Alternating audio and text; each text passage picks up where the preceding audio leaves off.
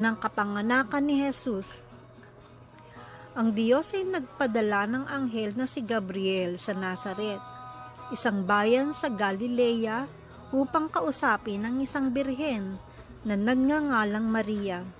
Siya ay kasintahan ni Jose, isang lalaki mula sa angkan ni David. Sinabi ni Gabriel kay Maria, "Magalak ka, ikaw na lubos na kinalulugdan. Ang Panginoon ay sumasa iyo." Naguluhan si Maria at iniisip kung ano ang kahulugan ng pagbating iyon. Ngunit sinabi ng anghel, "Huwag kang matakot, Maria, sapagkat nakasumpong ka ng biyaya sa Diyos. Maglilihi ka at manganganak ng isang lalaki, at tatawagin mo siyang Jesus. Siya ay magiging dakila at tatawaging anak ng kataas-taasan.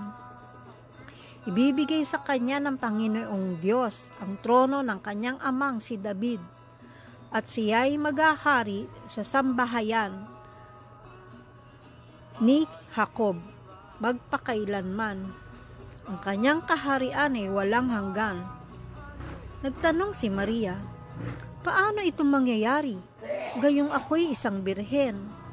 Sumagot ang anghel, "Darating sa iyo ang Espiritu Santo at lililiman ka ng kapangyarihan ng kataas-taasan, kaya't ang banal na batang isisilang ay tatawaging anak ng Diyos.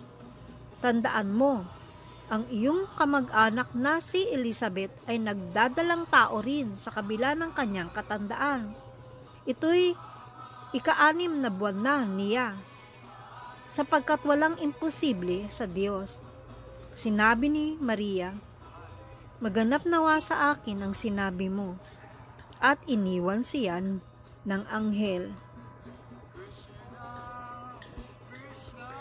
Ang kwento ni Jesus ay ipinaliwanag din sa pananaw ni Jose.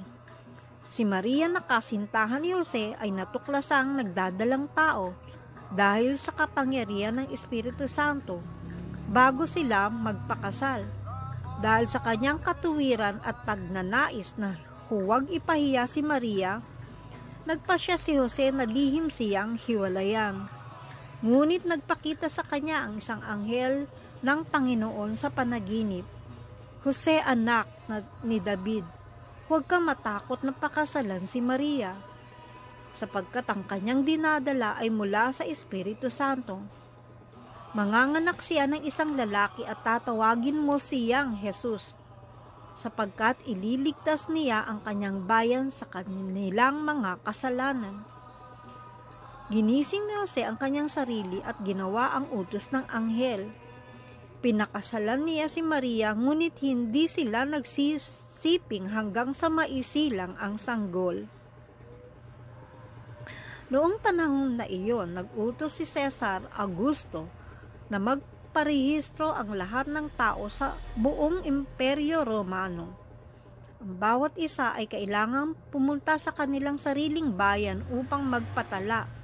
Si Jose na mula sa angkan ni David ay pumunta sa Bethlehem sa Judea, kasama si Maria na noon ay malapit ng manganak.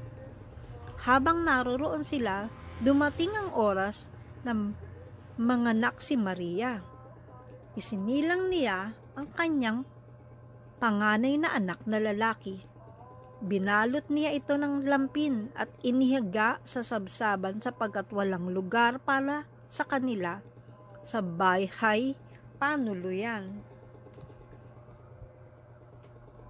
Ang mga bukiri ng Bethlehem ay may mga pastol na nagbabantay sa kanilang mga tupa sa gabi. Biglang nagpakita sa kanila ang isang anghel ng Panginoon at nagningning ang kaluwalhatian ng Diyos sa paligid nila. Natakot sila ng husto, ngunit sinabi ng anghel, "Huwag kayong matakot. Ako'y may dalang mabuting balita na magdudulot ng malaking sa lahat ng tao. Isinilang sa araw na ito sa lungsod